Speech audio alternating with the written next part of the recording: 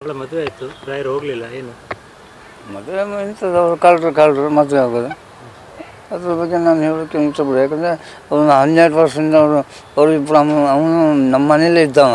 12 ವರ್ಷದಿಂದ ನಮ್ಮ ಮನೇಲೇ ಇದ್ದವ, ಕಳ್ಳವ. ಅವಳು ಕಳ್ಳರು, ಇಬ್ಬರಿಗೂ ಕಳ್ಳರು ಮದುವೆ ಆದರು. ಅದ್ರ ಬಗ್ಗೆ ನಾನು ಇದೇ ದರೋಡೆ ಮಾಡ್ಕೊಳ್ಳೋದು, ಇದೇ ದೇಶಕ್ಕೆ ದ್ರೋಹ ಮಾಡೋದು, ವಂಚನೆ ಮಾಡೋದು, ಅವ್ರಿಗೆ ಅದೇ ಕಸಬು. ಅವಳಿಗೆ ಮಾನ ಮರ್ಯಾದೆ ಏನು ಇಲ್ಲ. ನಮ್ಮ ಕುಟುಂಬದ ಮಾನ ಮರ್ಯಾದೆ ತೆಗೆದು ಬಿಟ್ಟಳು. ಅವಳನ್ನು ಕಂಡ್ರೆ ನಂಗೆ ಆಗೋದಿಲ್ಲ, ಅವಳು ಎಂದೂ ಉದ್ಧಾರ ಆಗೋದಿಲ್ಲ. ಮತ್ತು ಅವಳು ಮಾಡುವಂಥ ಕೆಲವು ಕೆಲಸಗಳಿಗೆಲ್ಲ ನಾನು ಒಪ್ಪಿಗೆ ಕೊಡಲಿಲ್ಲ ಅಂತೇಳಿ ಮೋಸ ವಂಚನೆಯಲ್ಲಿ ಇದ್ದಳು. ನಾನು ಸ್ವಲ್ಪ ಸತ್ಯ ನ್ಯಾಯ ಧರ್ಮದಲ್ಲಿ ಇರುವನು, ನನ್ನ ಸತ್ಯ ಧರ್ಮದಲ್ಲಿ ಇರುವನು. ಮತ್ತು ನನ್ನ ಹಿರಿಯ ಮಗಳು ಗಾಯತ್ರಿ ಸಹ, ಅವಳು ಸಹ ಗೌರವದಿಂದ ಮರ್ಯಾದೆಯಿಂದ ಬಾಳುವವಳು.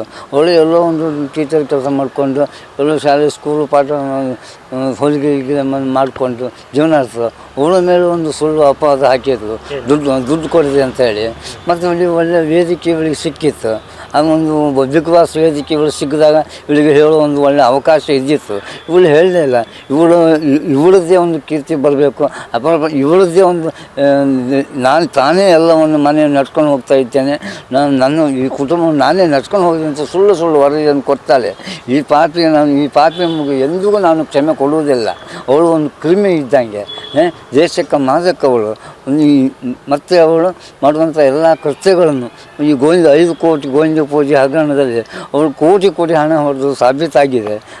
ಅದು ಅವಳಿಗೆ ಈ ಕೋಟಿ ಹಣವನ್ನು ಹೊಡೆದ ಕಾರಣ ಮತ್ತು ಬೇರೆ ಬ್ಯಾಂಕಲ್ಲಿ ಬೇರೆ ಎಲ್ಲ ಡಿವೈಡ್ ಮಾಡಿ, ಆ ಕೋಟಿ ಹಣ ಹೊಡೆದ ಡಿವೈಡ್ ಲಕ್ಷ ಡಿವೈಡ್ ಮಾಡಿ ನನ್ನ ಹೆಸರಲ್ಲಿ, ನನ್ನ ಹೆಂಡತಿ ಹೆಸರಲ್ಲಿ, ಮತ್ತು ಶ್ರೀಕಾಂತ್ ಹೆಸರಲ್ಲಿ, ಚೈತನ್ಯ ಹೆಸರಲ್ಲಿ, ಹೀಗೆ ಪಡ್ಡೆ ಹುಡುಗರ ಹೆಸರನ್ನೆಲ್ಲ ಡಿಪಾಸಿಟ್ ಮಾಡಿ, ಆ ಡಿಪಾಸಿಟ್ ಮಾಡಿದ ಬಾಂಡ್ ಮೇಲೆ ಮತ್ತು ಸಾಲ ತೆಗೆದು ಆ ಸಾಲದಿಂದ ಬರುವ ಬಡ್ಡಿಯಲ್ಲಿ ಇವಳು ವಂಚನೆ ಮಾಡಿ ತಿಂತಾ ಇದ್ದಾಳೆ.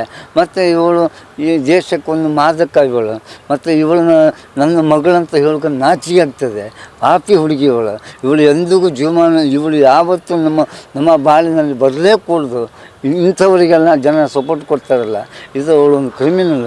ಜನ ಇದಕ್ಕೆ ಮನ್ನಣೆ ಕೊಡಬಾರದು. ಮತ್ತು ಅವಳ ಸುಳ್ಳು ಹೇಳಿಕೆ ವರದಿಗಳಿಗೆ ಯಾವುದೇ ಮನ್ನಣೆ ಕೊಡಬಾರದು. ಅವಳು ಮತ್ತೆ ಬೇರೆ ಮಾಡಬೇಕಾದಲ್ಲ ಕರ್ತವ್ಯಗಳನ್ನು ಮಾಡಿದೆ. ಸೈನಿಕರಿಗೆ ದುಡ್ಡು ಕೊಡುವುದು ಒಂದು ಹೆಮ್ಮೆ. ಆದರೆ ಅವಳು ಸ್ವಂತ ದುಡ್ಡಿನಲ್ಲಿ ಕೊಟ್ಟಿದ್ದಿದ್ರೆ, ಅಥವಾ ಸ್ವಂತ ದುಡ್ಡಿನವರು ಕಷ್ಟಪಟ್ಟು ದುಡ್ಡಿನ 50,000 ಕೊಟ್ಟಿದ್ರು ನನಗೆ ಸಂತೋಷ ಇತ್ತು. ಇದು ಯಾರ್ದೋ ತಲೆಬರು ದುಡ್ಡಿನಲ್ಲಿ ಕೊಡುವುದು ನ್ಯಾಯ ಮಾಡ್ತಾರೆ. ಗೋವಿಂದ ಪೂಜೆ 5 ಕೋಟಿ 7-8 ಕೋಟಿ ಹೊಡೆದಿದ್ದಾಳೆ. ಅದರಿಂದ ಗೋವಿಂದ ಪೂಜೆ ಹೇಗೆ ಕೊಟ್ಟಿದ್ದಾರೆ ಅಂತ ಗೊತ್ತಿಲ್ಲ. ಪಾಪ ಅವರಿಗೂ ಸಹ ಈ ಹಗರಣದಲ್ಲಿ ಅವರಿಗೂ ನ್ಯಾಯ ಸಿಗುವಾಗ ದೊಡ್ಡ ಮಗಳನ್ನು ಸುಮ್ಮನೆ ನನ್ನ ದೊಡ್ಡ ಮಗಳೇನೆಂದರೆ ಅವಳು ಮರ್ಯಾದೆಯಿಂದ ಬರ್ತಾಳೆ, ಬದುಕುತ್ತಾಳೆ, ಮರ್ಯಾದೆಯಿಂದ ಮಾಡ್ತಾರೆ. ಮತ್ತು ನನ್ನ ದೊಡ್ಡ ಮಗಳನ್ನ ಕಂಡ್ರೆ ನನ್ನ ಹೆಂಡತಿಗೆ ಆಗೋದಿಲ್ಲ, ಅಂದರೆ ಅವಳು ಚೈತನ್ಯ ತಾಯಿಗೆ ಆಗೋದಿಲ್ಲ. ಅಂದರೆ ಅವಳು ಮರ್ಯಾದೆಯಿಂದ ಮಾಡ್ತಾಳೆ. ಇವಳು ಹಾಗೆ ಮೋಸ ವಂಚನೆ ಮಾಡುವಳಲ್ಲ. ಮಾಡುವಳಲ್ಲ.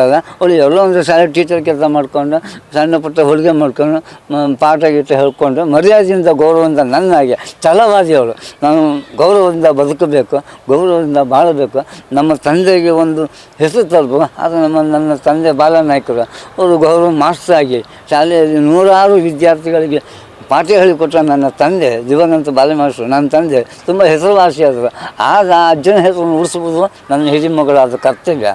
ಅದನ್ನು ಭಾವನೆ ಇಟ್ಟುಕೊಂಡು ನನ್ನ ಅಜ್ಜ ಗೌರವದಿಂದ ಬದುಕಿದ್ರು. ನನ್ನ ಅಪ್ಪನೂ ನಾನೆಲ್ಲೋ ಹೋಟ್ಲಲ್ಲಿ ಕೆಲಸ ಮಾಡಿಕೊಂಡು, ದೋಸೆ ಹೊಯ್ಕೊಂಡು, ಟೀ ಕಾಫಿ ಮಾಡಿಕೊಂಡು, ಈ ಹೋಟ್ಲ್ ಗ್ಲಾಸ್ ತೊಳ್ಕೊಂಡು ಜೀವನ ಮಾಡ್ತೇವೆ. ಒಂದು ತುತ್ತು ಅನ್ನ ಹಾಕೋ ಯೋಗ್ಯತೆ ಇವಳಿಗಿಲ್ಲ.